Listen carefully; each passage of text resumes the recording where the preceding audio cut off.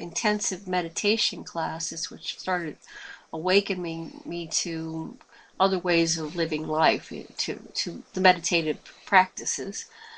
It dawned on me that he was that woman.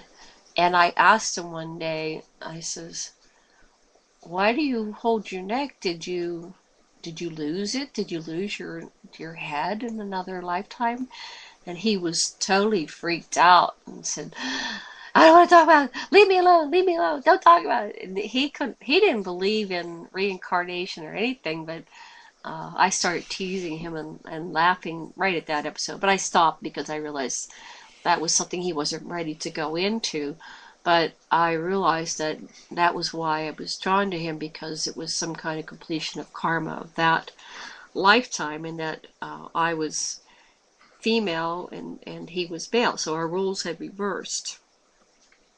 So in a full-on session, I would ask the person to go through all the key events of his or her past life. We're not going to do that with Janet now, but if you follow the script that I provide on the www.schoolofcounseling.org, you'll see the directions to go through all the main points, the main turning points, the key events of the life.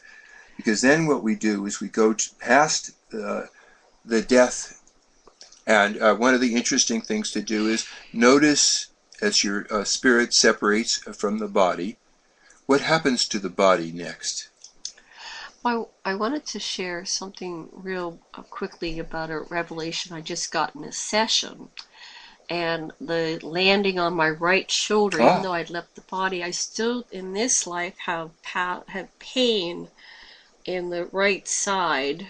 And there's something about the right side that I continually injure.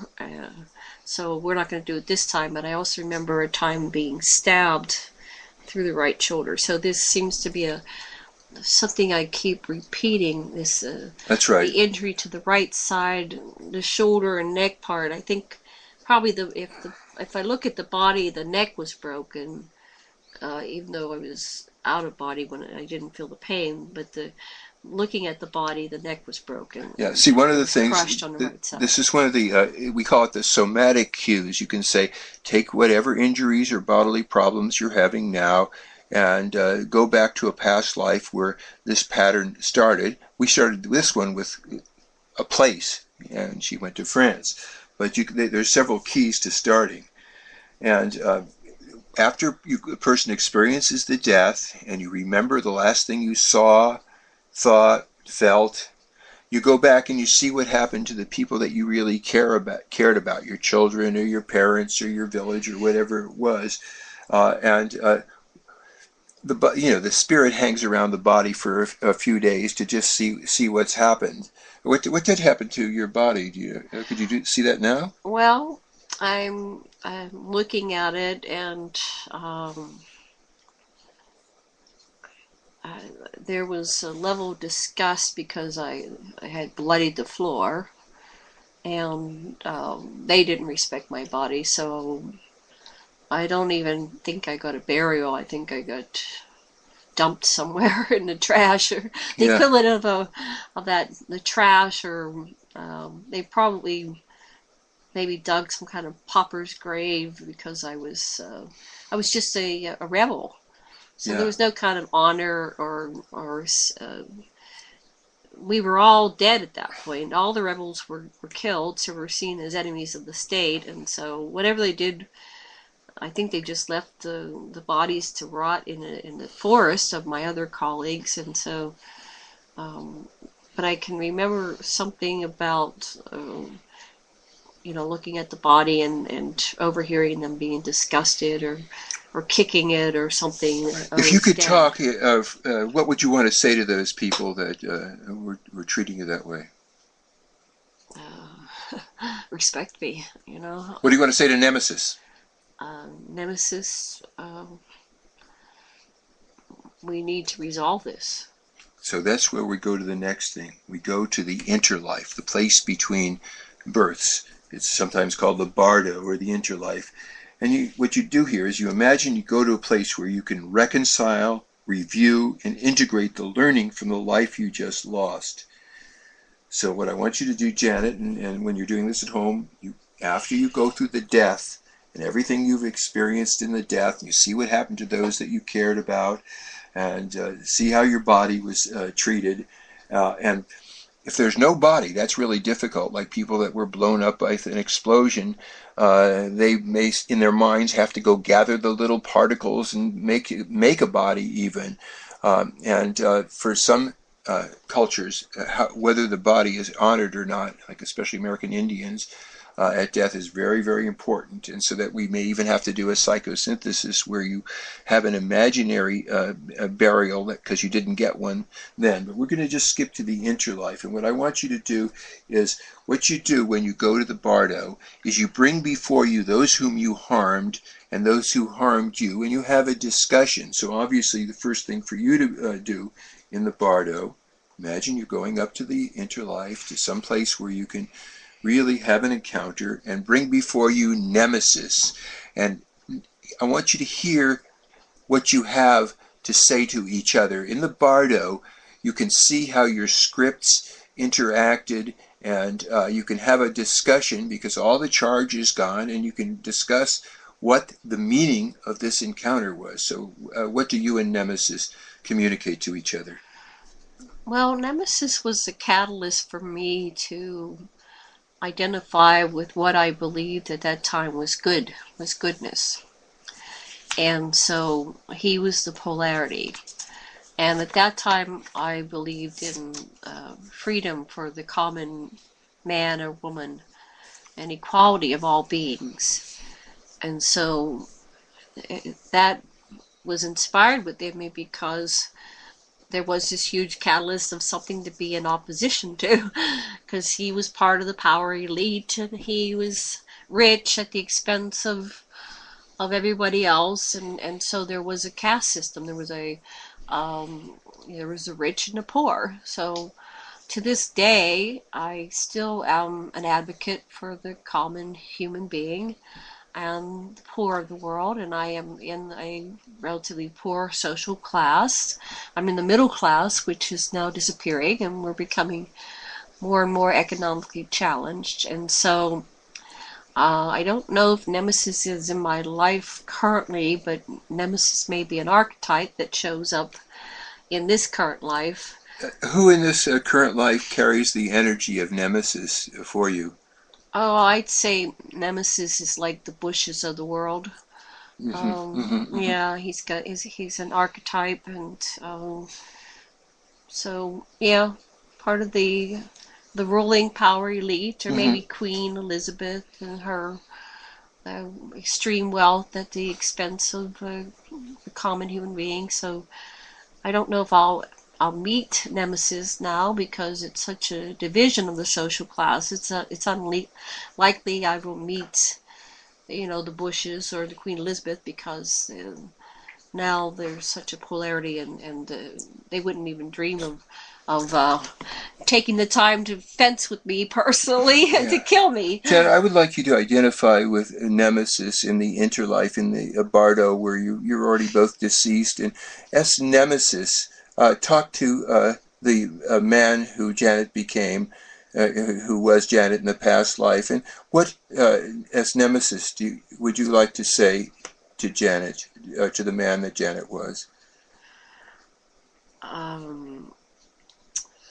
Yeah, it's very difficult for me to do, but let me just imagine. Yeah. What would you do if there wasn't something to be against? Yeah. It was like your script to be against this rebel. Right.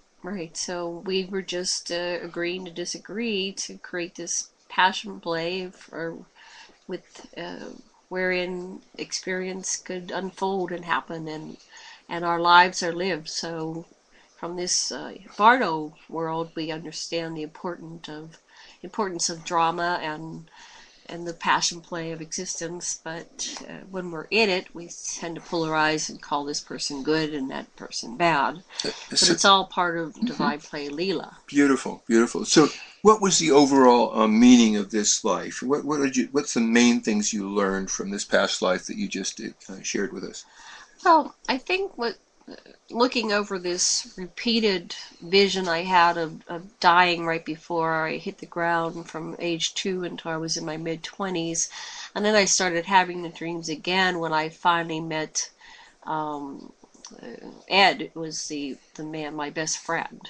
And also I wanted to mention that my beloved was pregnant in that Oh, lifetime, and so she had just shortly before our demise had explained that she was pregnant. And also another piece I uncovered, it was that um, we had both been lovers with her, and so it wasn't a strictly monogamous type situation.